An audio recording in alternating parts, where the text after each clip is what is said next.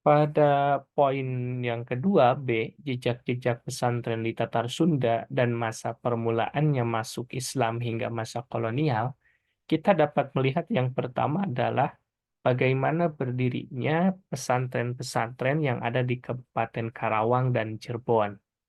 Karena perkembangan dunia pendidikan di Jawa Barat telah berjalan sejak masa prasejarah, walaupun sistem pendidikan yang berlaku pada waktu itu tidak dapat diketahui dengan pasti.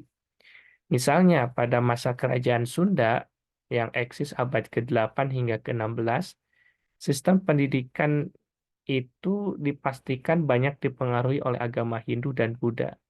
Hal ini terbukti dari naskah Sanghyang Siksa Kandang Karesian yang disusun tahun 1518, di mana di dalamnya ada kata-kata pamagahan, nasihat, warah sing dharma, didikan pendeta, dan yang lebih jelas lagi, telah hidup istilah sisya, siswa atau murid, dan guru yang menunjukkan sudah dikenalnya sistem pendidikan. Nah, ketika eh, Islam mulai berkembang, kemunculan agama Islam itu yang terjadi di wilayah tersebut dalam pandangan Edi S. Ekajati yang mengutip Hageman, bahwasanya awal persentuhan masyarakat Tatar Sunda dengan ajaran Islam itu bermula dari kedatangan orang Islam pertama di Tatar Sunda, yaitu Haji Purwa ke Cirebon Girang dan Galuh pada 1250 atau 1337 Masehi, yang maksudnya untuk menyebarkan agama Islam. Namun menurut Hageman ini tidak menunjukkan referensi primer untuk menguatkan bahwasanya awal sistem pendidikan itu diawali oleh Haji Purwa. Nah, menurut informasi tahun 1418 Masehi, telah datang ke negeri Singapura rombongan pedagang dari Campak, di antaranya Syekh Hasanuddin bin Yusuf Siddiq, seorang ulama yang setelah beberapa saat tinggal di sini pergi menuju Karawang dan menetap di Karawang dan dengan membuka lembaga pendidikan yang bernama Pesantren Kuro. Jadi Syekh Hasanuddin bin Yusuf Siddiq atau yang dikenal Syekh Kuro itu membuka lembaga pendidikan yang ada di Karawang. Karena pada abad ke-16 kondisi perkembangan Islam di Indonesia itu mulai kokoh. Nah, ini dibuktikan dengan berdirinya kerajaan-kerajaan Islam sebagai pusat kekuasaan politik Islam seperti Kesultanan Cirebon, Banten, dan Demak. Walaupun ketiga kesultanan tersebut tidak disebutkan adanya sebuah pesantren sebagai institusi, namun setidak-tidaknya di ketiga kesultanan tersebut sudah terdapat masjid sebagai pusat kegiatan pendidikan Islam yang menerapkan pola pendidikan seperti pesantren sekarang. Nah, itu kalau lihat misalnya yang pertama di Karawang itu adalah Syekh Kuro yang pertama membuka lembaga pendidikan untuk mengajarkan Islam kepada masyarakat sekitarnya. Nah, bahkan ada beberapa elit kerajaan yang belajar juga di Syekh Kuro. Lalu 1420 Masehi, yakni Syekh Datuk Kahfi, juga menetap di Singapura, yaitu di Kampung Pasambangan dan mendirikan lembaga pendidikan yang bernama pesantren. Pasambangan hingga akhir hayatnya ia menetap di sana dan dimakamkan di Giri Amparan Jati.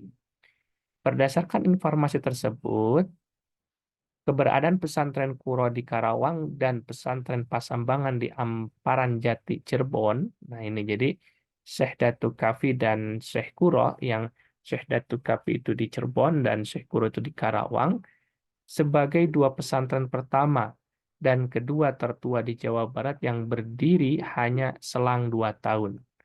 Nah, indikasinya eh, apa terdapat pesantren lain yang berdiri setelah pesantren Kuro dan Pasambangan ialah bahwa pada tahun 1470 Masehi, Cirebon telah berkembang sebagai pusat kegiatan penyebaran dan pendidikan dengan hadirnya Syekh Syarif Hidayatullah sebagai pemimpin pesantren sekaligus menjadi guru agamanya.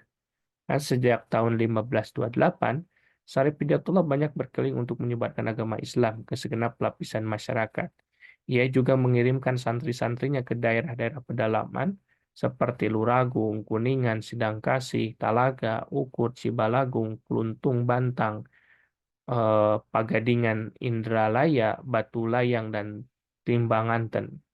Nah, untuk menjaga kontinuitas penyebaran Islam di Cirebon, Syekh Syarif Hidayatullah telah mengangkat Syekh Bentong menjadi pemimpin Masjid Agung Cipta Rasa dan menjadi imam juga khatib di Masjid Agung tersebut. Dan sekaligus mengawasi pondok-pondok pesantren di Cirebon dan sekitarnya. Nah, jadi ketika atau sepeninggalnya Syekh Syarif Hidayatullah pada abad ke-18, kegiatan penyebaran agama Islam di wilayah Jawa Barat terus berlangsung secara intensif. Pangeran Maktum dan para mubalik dari Cirebon seperti Pangeran Muhammad dan Pangeran Santri banyak mengislamkan penduduk daerah Pasir Luhur, Galuh, dan Sumedang. Kalau kita lihat di antara pesantren tua di Cirebon yang sampai sekarang masih berpengaruh adalah pesantren Buntet yang ada di Cirebon. Pesantren ini didirikan oleh Kiai Haji Muqayyim pada abad ke-17. Pada masa Kiai Haji Abdullah Abbas, pesantren Bunten banyak berperan di dalam melakukan kegiatan menentang kebijakan pemerintah kolonial. Bahkan Kiai Haji Abdullah Abbas dan Kiai Haji Anas pernah berperan aktif dalam perjuangan mempertahankan kemerdekaan dengan ikut terlibat peristiwa pertempuran 10 November 1945.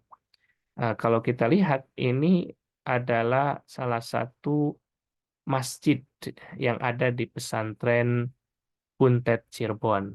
Jadi pada diskusi kali ini, perkembangan awal lembaga pendidikan yang kita namakan pesantren ini di Jawa Barat atau di Tatar Sunda dapat dilacak dengan tokohnya itu adalah Syekh Kuro yang ada di Karawang dan Syekh Datuk Kafi yang ada di Cirebon.